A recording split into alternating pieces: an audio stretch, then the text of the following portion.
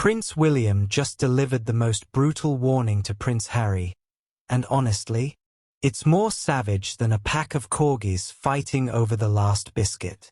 We're talking about a royal feud so icy, it makes the Antarctic look like a tropical vacation. And the best part? It all revolves around King Charles desperately trying to play family therapist while his sons are locked in a battle that would make Game of Thrones look like a children's tea party.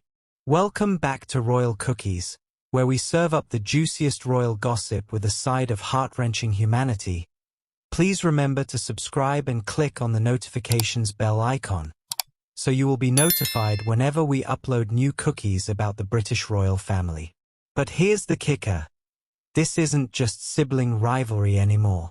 This is about the future of the monarchy, and William just drew a line in the sand that's deeper than the Tower of London's moat. So buckle up, because we're diving into the most explosive royal drama of 2025. Right, let's set the scene, shall we? Picture this. King Charles, bless his heart, is battling cancer while simultaneously trying to play peacemaker between his two sons who currently get along about as well as oil and water. On one side, we've got Prince Harry, the spare tire, desperately trying to crawl back into the royal fold from his Californian exile. On the other side, Prince William, future king and current holder of the world's most epic grudge. Now, here's where it gets absolutely delicious.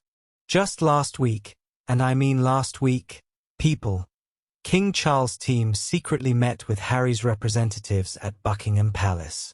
Think of it as royal couples therapy, but with more centuries-old traditions and significantly higher stakes. The meeting was supposedly the first step toward reconciliation. Oh, how sweet, right? Wrong. Because while Daddy Charles was orchestrating this touching family reunion, William was conspicuously absent. And when I say absent, I don't mean he had a dental appointment. I mean he was sending a message louder than Big Ben at midnight. Not happening. Ever. But wait, it gets better. Because according to sources, and these are sources so close to the palace they practically polish the crown jewels, William's absence wasn't just a scheduling conflict. It was a full-blown warning shot across Harry's bow. The message? Dad might be willing to forgive, but I'm not, and I'm the one who's going to be wearing the crown. Now, here's where the royalty gets absolutely scalding. A longtime friend of Prince William, and we're talking someone who's known him since he was collecting Pokémon cards, recently spilled the beans in the most brutal way possible. Are you ready for this? Because this quote is going to live rent-free in your head for weeks. When asked about William's feelings toward Harry, this friend didn't mince words. They said William absolutely *****ing hates Harry.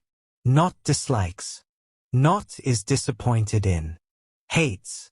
With the passion of 1,000 burning suns. And when asked if William would support any reconciliation efforts, the response was crystal clear.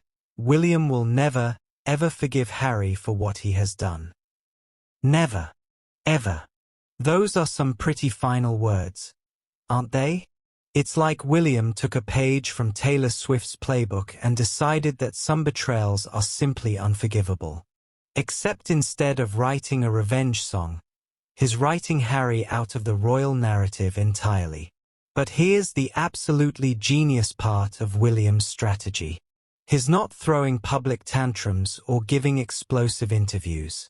No, no, no.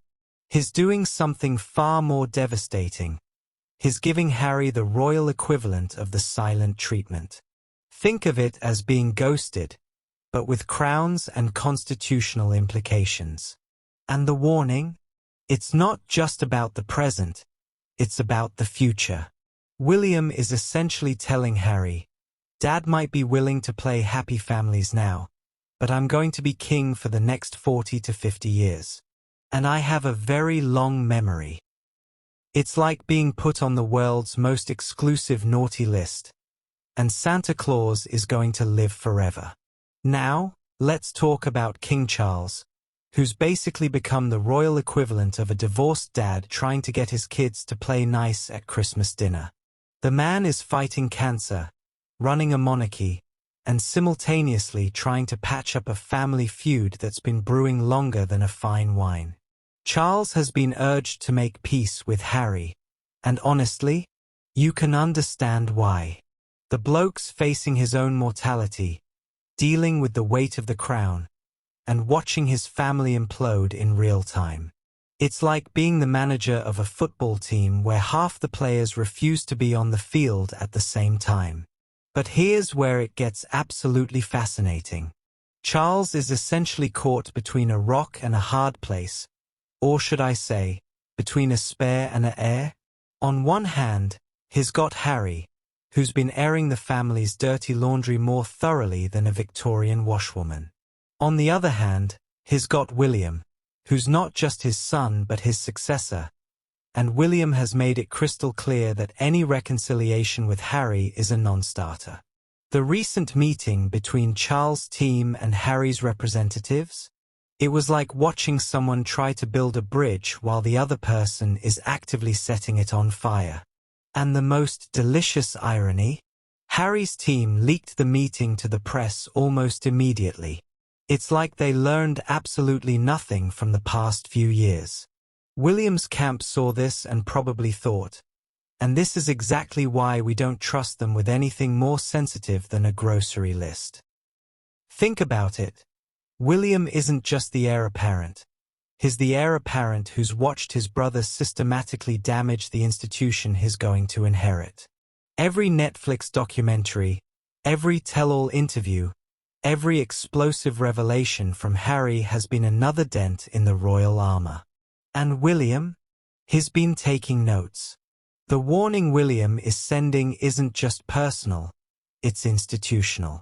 He's essentially saying, I'm going to be king, and I'm going to protect this monarchy from anyone who threatens it, family or not. But here's the really clever bit. William is letting Charles handle the reconciliation attempts while keeping his own hands clean. It's like watching a masterclass in political maneuvering. If you're as fascinated by this story as I am, smash that subscribe button and ring the notification bell because we'll be following homewards every step of the way. This is either going to be the greatest royal success story ever, or the most educational royal failure in modern history. And either way, it's going to be absolutely riveting to watch. And if you're new to the Royal Cookies family, welcome to the most entertaining royal coverage this side of Buckingham Palace. We serve up the facts with just the right amount of sass and zero boring documentary voices. Until next time, keep calm and carry on. But maybe keep an eye on those homelessness statistics because we're about to find out if Prince William can actually walk the walk.